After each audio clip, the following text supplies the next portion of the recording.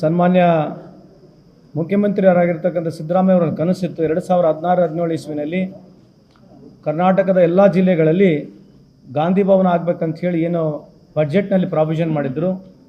ನಮ್ಮ ಜಿಲ್ಲೆಯಲ್ಲಿ ತಡವಾಯಿತು, ಅದು ನಮ್ಮನೆ ಬರ ಸಂದರ್ಭದಲ್ಲಿ ಕೆಲವು ಸಂದರ್ಭದಲ್ಲಿ ಐ ಆಮ್ ವೆರಿ ಹ್ಯಾಪಿ, ಇವೊಂದು ಐ ಆಮ್ ಸ್ಯಾಡ್. ಯಾಕಂದರೆ ಭಾಳ ಮೊದಲೇ ಆಗಬೇಕಾಗಿತ್ತು. ಇವತ್ತು ನಾನು ಜಿಲ್ಲಾ ಉಸ್ತುವಾರಿ ಸಚಿವನಾಗಿ, ಕೋನರೆಡ್ಡಿ ಅವರು ಶಾಸಕರಾಗಿ ಇವತ್ತು 2024-25 ಇಸ್ವಿಯಲ್ಲಿ ನಾವಿದು ಇಲ್ಲಿ ಉದ್ಘಾಟನೆ ಮಾಡ್ತಾ ಇದ್ದೀವಿ. ಹಂಗಾಗಿ ಮಾನ್ಯ ಮುಖ್ಯಮಂತ್ರಿಯವರ ಕನಸೇನಿತ್ತು ಅದು ಇಡೀ ಕರ್ನಾಟಕ ರಾಜ್ಯಾದ್ಯಂತ ಈಡೇರ್ತಾ ಇದೆ.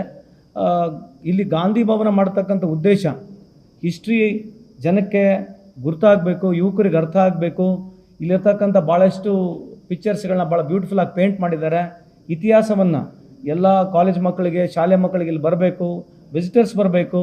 ಸೊ ಜಾಸ್ತಿ ಪ್ರಮೋಟ್ ಆಗಬೇಕು. ಯಾವ ರೀತಿ ನಮ್ಮ ದೇಶದ ಇತಿಹಾಸದಲ್ಲಿ ಮಹಾತ್ಮ ಗಾಂಧೀಜಿಯವರ ಕಾಂಟ್ರಿಬ್ಯೂಷನ್ ಏನಿದೆ, ಯಾವುದು ನಾನ್ ವೈಲೆನ್ಸ್ ಮೆಥಡ್ನಲ್ಲಿ ಈ ಇಡೀ ಪ್ರಪಂಚಕ್ಕೆ ಒಂದು ಮಾದರಿ ಆಗಿರ್ತಕ್ಕಂಥ ಮಹಾತ್ಮ ಗಾಂಧಿಯವ್ರನ್ನ ಅವರು ಮಾಡಿರ್ತಕ್ಕಂಥ ಕೆಲಸಗಳನ್ನ ಇಲ್ಲಿ ಪೇಂಟಿಂಗ್ಸ್ ಮುಖಾಂತರ ಯುವಜನತೆಗೆ ತಿಳಿಸಲಿಕ್ಕೆ ಒಂದು ಪ್ರಯತ್ನವನ್ನು ನಮ್ಮ ಜಿಲ್ಲಾಡಳಿತ ಮುಖಾಂತರ ಹಾಗೂ ನಮ್ಮ ಸರ್ಕಾರ ವತಿಯಿಂದ ಮಾಡ್ತಾ ಇದ್ದೀವಿ. ಸೀರಿಯಸ್ ಆಗಿ ನಾವು ತೊಗೊಂಡಿದ್ದೀವಿ. ಯಾಕಂದರೆ ಕಮಿಷನರ್ ಕೂಡ ಇಲ್ಲೇ ಬಂದಿದ್ದಾರೆ. ನಾವು FIRನ ರಿಜಿಸ್ಟರ್ ಮಾಡ್ತೀವಿ ಆ್ಯಂಡ್ ತನಿಖೆ ಮಾಡ್ತೀವಿ, ಯಾರು ಮಾಡಿದ್ದಾರೆ ಯಾರಿಲ್ಲ ಅಂತೇಳಿ ತನಿಖೆ ಮಾಡ್ತೀವಿ. ಸಂಪೂರ್ಣ ಮಾಹಿತಿ ಇಲ್ಲ. 2020-25 ಸಾಲಿನಲ್ಲಿ we are in a modern world today, but still I have taken it very seriously. ಯಾಕಂದರೆ ಇದು ಭಾಳ ಇಂಪಾರ್ಟೆಂಟ್ ಇದೆ. ಹಂಗಾಗಿ ನಮ್ಮ ಕಮಿಷನರ್ ಅವರು ಎಲ್ಲ ಇಲ್ಲೇ ಜಿಲ್ಲಾಡಳಿತ ಎಲ್ಲ ಇದ್ದೀವಿ. We will definitely look it very seriously ಆಗಿ ನಾವು ತೊಗೊಳ್ತೀವಿ.